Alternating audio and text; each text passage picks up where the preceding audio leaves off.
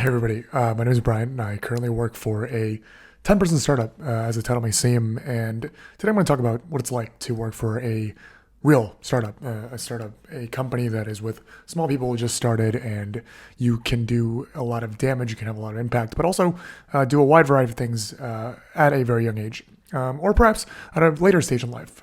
Before I get started or get any deeper, I am a huge proponent that everyone should work for a startup at some point. And I think startup is a glorified term. Typically, people associate startups with tech and this innovation and new frontier. But startups, in my opinion, are just a new way of saying building a company, building a new organization, starting something that hasn't been started up yet, hence the name startup. I think this is not limited to tech. This is not limited to engineers or business people. Anyone can start or join a startup in their various capacities. I've seen doctors be part of startups. I've seen cooks. I've seen artists be part of startups. And I'm a huge proponent that everyone at some point in their life, hopefully when they're a bit younger and there's higher risk tolerance, should be a part of a startup. And the reasons being, starting off, is the level of impact that you can have. I think a lot of times people join bigger organizations, especially right out of college, because they're easier to get jobs. There's more opportunities at bigger companies because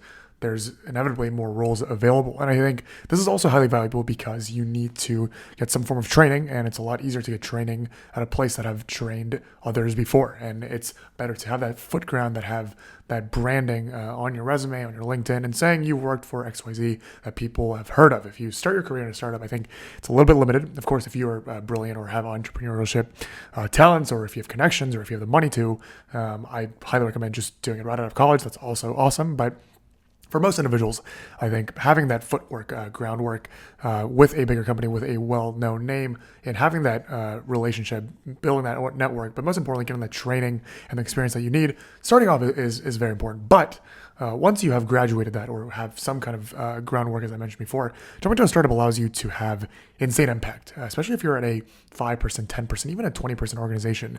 You are going to be solely responsible for a lot of different things. Inevitably, regardless of what kind of industry you're in, any company is going to require you to do an immense amount of work and a wide variety of work. And perhaps you may feel distracted. And I admit, certainly for one, being at a startup myself, being at a 10-person startup that actually started as a 6-person startup, you're often quite distracted. You're not expected to perform one specific role, but rather you are empowered, if not expected, to take on a wide variety of roles. Some days you might be a salesperson, you might be a growth person, you might code, you might do query work, you might do BD work, you might speak on behalf of others, you might do customer service work, things that at some points you might think, am I really supposed to be doing this? And other points thinking, am I really supposed to be doing this? You're on opposite ends of the spectrum and making impact in both ends of the array. I think that brings up my second point, that you really get to do everything and anything, regardless of impact. And I made this funny expression earlier in saying, is that really something I'm supposed to do? Versus, is that really something I'm supposed to do? In the sense that there are things that are very grunt worky, things that you would think, is someone in my position of my experience supposed to be doing these things? Am I supposed to be answering support tickets, or going on Discord and helping people figure out certain things, or creating email templates? Things that you might think you're a bit beyond, especially if you've had somewhat of a career before, have built it within banking or consulting, or worked at a big FANG company, and now you're becoming a developer for a 10-person company. You might think, maybe I'm beyond this. This is something that's below my pay grade. All the way to the extent of, am I really supposed to be doing this? In the sense that you might not think you're able to do this, / are you really in the spot or position high enough to do this?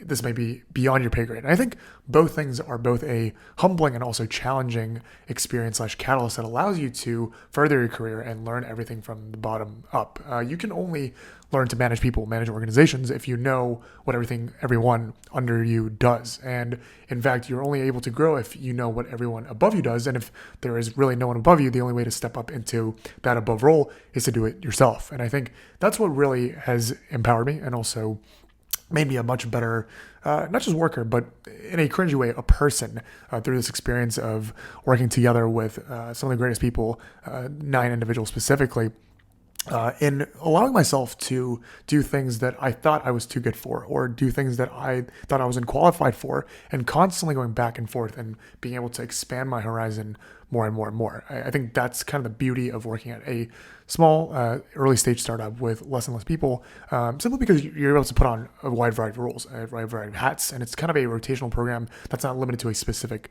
role. That brings me to my third point, especially if you're in a relatively malleable industry or you are taking a role that's not well defined by nature.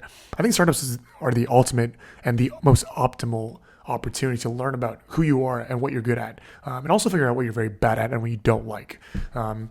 You can really wear a wide variety of hats within a startup and try different things like sales, and maybe even touch a little bit of product work or ops work or growth work, or become a vocal representative and represent the company somewhere. Learn how to bring in investors over people's shoulders, feel like what it feels like to be a founder. I think all these things are only reachable, only accessible through being a part of a very, very small startup where you're able to take on these roles and people expect you to take on these roles because there's just not enough headcount. I think the biggest struggle that people face when they go from a pretty big company or a very specific role to a startup is this something that not only am I qualified to do, but am I expected to do? At startups, no one really is telling you to do anything. Your only goal is to make the company better, bring in more revenue, gain exposure to a bigger user base, and make the company look good. And I think no one at the startup really knows what they're exactly doing. Of course, there's visionaries. There's people that have other startup experience from before. There's people that know what works and what doesn't and tries those things. But at the end of the day, the whole point of a startup is that you're doing something that no one has theoretically done before. That thing that you're building together with the other employees are aspects of a bigger picture that you are painting alongside the other people within the group. And I think that is the beauty of building a startup together, in the sense that no one really knows anything, especially if you're in a revolutionary industry or a new industry like myself within Web3.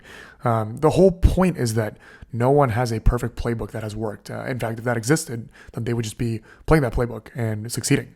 You could be using playbooks from other industries and seeing if that could work and that applies. And that certainly is something that we at Hyperspace has always tried and continuously tried. But realistically, there is no perfect guideline for what works and what doesn't. And I think pioneering that as a employee, as a founder, as a person that's part of the small organization is really the beauty of being a part of a startup. It's the trial and error effort of being able to commandeer different efforts and being able to do things that you would never be able to do at a bigger organization because you just don't have the pool. Whereas here, you are expected. You have to do these things. Otherwise, the company won't move forward.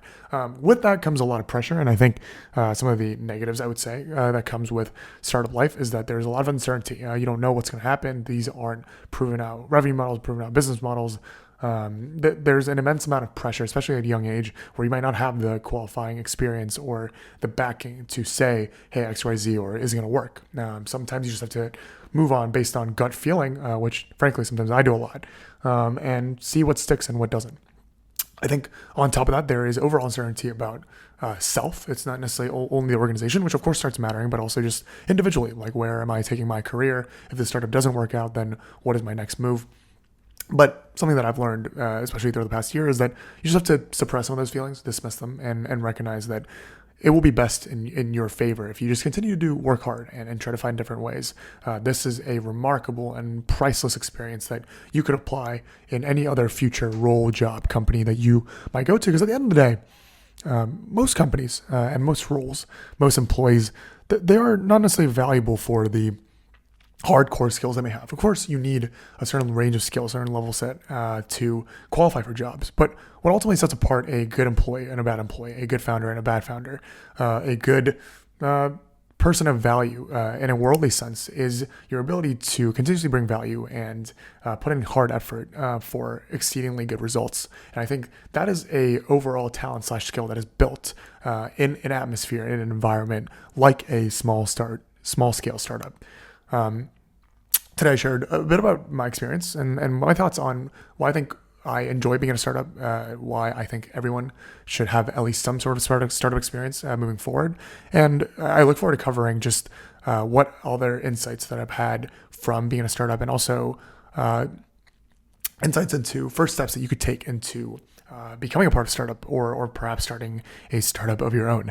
I thank you guys always for watching. I hope that this somewhat inspired you to hopefully not quit your job, but think about perhaps in the future of joining a startup or starting a startup. Happy to answer any questions through Telegram or Twitter, all available down below. As always, thank you guys for watching, and I'll see you guys next time. Let's go.